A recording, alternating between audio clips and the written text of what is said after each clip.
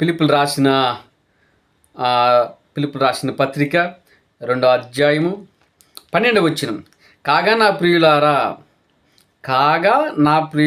కాగా అన్న మాట ఎందుకు వాడాడంటే, తండ్రి అయిన దేవుని మహిమార్థమై యేసు క్రీస్తు ప్రభువును ఒప్పుకున్నట్లు దేవుడు ఆయన అధికంగా హెచ్చించి ప్రతి నామమునకు పైనామము ఆయనకు అనుగ్రహించాడు కాబట్టి అక్కడ కాగా అన్న మాట వాడాడు. అర్థమైంది కదా? కాగా నా ప్రియులారా అని పిలిచాడు. ఎవరు ప్రియులు? యేసు క్రీస్తు ప్రభుల వారికి మనము ప్రియులై ఉన్నాము. ఎందుకంటే ఆయన మన నిమిత్తము శ్రమపడి చనిపోయాడు. ఎందుకంటే ఆయన మనల్ని ప్రేమించాడు కాబట్టి, అత్యధికంగా మనల్ని ప్రేమించి ఆయన కృప చొప్పున నీ జాలి చొప్పున మన నిమిత్తం యేసు క్రీస్తు ప్రభుల వారు మన నెరవేర్చలేనిది భూమి కింద ఉన్నవారు నెరవేర్చలేనిది, అదే రీతిగా ఆకాశంలో ఉన్న పరలోకంలో ఉన్న వ్యక్తులు పరలోకంలో ఉన్న దేవదూతలు నెరవేర్చలేనిది యేసు క్రీస్తు ప్రభుల వారు నెరవేర్చారు. కాబట్టి కాగా నా ప్రియులారా అని అక్కడ మాట వాడినప్పుడు మనం దేవునికి ప్రియమైన బిడ్డలుగా ఉన్న దేవునికి మన ప్రియమైన వారము. ఆయన ఎంత మాత్రము దేవుని యొక్క ఉద్దేశాలను నెరవేర్చలేదని, ఆయన ఎంత మాత్రం ఆయన మనల్ని త్రోసివేసే దేవుడు కాదు. ఆయన ప్రేమ కలిగిన దేవుడు, జాలి కలిగిన దేవుడు, యథార్థమంతుడు, నీతిమంతుడు. ఆయన ప్రేమ ఉన్నతమైనది. ఆయన మహాప్రేమ చేత మనల్ని అందరినీ ఆ భూమికి పునాది ఎయ్యక మునిపే క్రీస్తులో మనల్ని ఏర్పరుచుకునేను. ఎక్కడ క్రీస్తులో మనల్ని ఏర్పరుచుకున్నాడు. ఆయనకి మనము ప్రియమైన బిడ్డలము.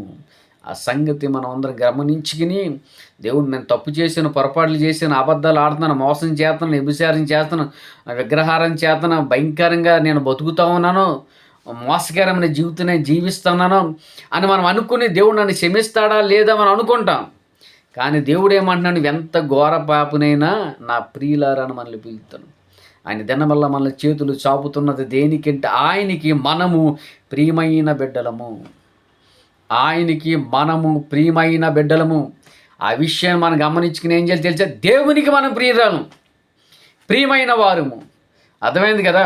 మనం ఏం చేయలేదు, దేవుడు మనకున్నాడు అనే విషయం మాత్రం గుర్తుకు పెట్టుకోవాలి. ఎందుకంటే భర్త పట్టించుకోలేదు, భార్య పట్టించుకోలేదు, బంధువు పట్టించుకోలేదు, మిత్రులు పట్టించుకోలేదు, స్నేహితులు పట్టించుకోలేదు, ఇరుగు పొరుగు పట్టించుకోలేదు. అదే రీతిగా కుటుంబ సభ్యులు మనం పట్టించుకోలేదు, మనం ప్రేమించట్లేదు, గౌరవించట్లేదు. కానీ యేసు క్రీస్తు ప్రభుల వారు మనల్ని ప్రేమిస్తూ ఉన్నాడు అన్న సంగతి గమనించుకోవాలి. ఆ ప్రేమలో ఎంత ఉందో, ప్రియమైన వారిలారా, ప్రియమైన వ్యక్తులు మనం, దేవునికి మనం ప్రియమైన వారసులం, ప్రియమైన బిడ్డలు మనం. ఆయన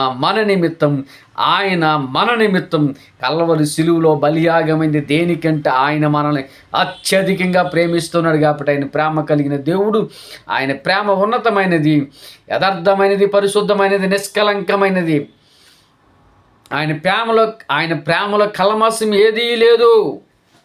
ఆయన ప్రేమలో కల్మషమైనది ఏదీ లేదు. మనం నెరవేర్చలేనిది ఆయన మాటలతో కాదు, చేతలతో ఆయన చూపించాడు. పాపంపై విజయం, మరణంపై విజయాన్ని మనకి ప్రసాదింపజేసి తండ్రి అయిన దేవునికి, కుమారుడైన యేసు క్రీస్తు ప్రభుల వారికి, అర్థమైంది కదా? తండ్రి అయిన దేవునికి, యేసు క్రీస్తు ప్రభుల వారికి మనము ప్రియమైన బిడ్డలమై ఉన్నాం. ఈ విషయాన్ని మనం గమనించుకుంటే మనం ఏం చేస్తాం తెలుసా? మనల్ని ఎవరు ఆదరించట్లేదు, మనల్ని ఎవరు చేర్చుకున్నట్లేదు, మనకెవరు సహాయం చేయట్లేదు మనం అనుకుంటాం. కానీ ఆయనకు మనము ప్రియమైన వారము అనే విషయాన్ని మనం జ్ఞాపకం ఉంచుకోవాలి. ఎప్పుడైతే ఆ విషయం నువ్వు జ్ఞాపకం ఉంచుకుంటావో, ఆయన నిన్ను ప్రేమిస్తున్నాడు, ఆయన నీవంటే ఆయనకి ప్రియమైన వాడు. అర్థమైంది కదా?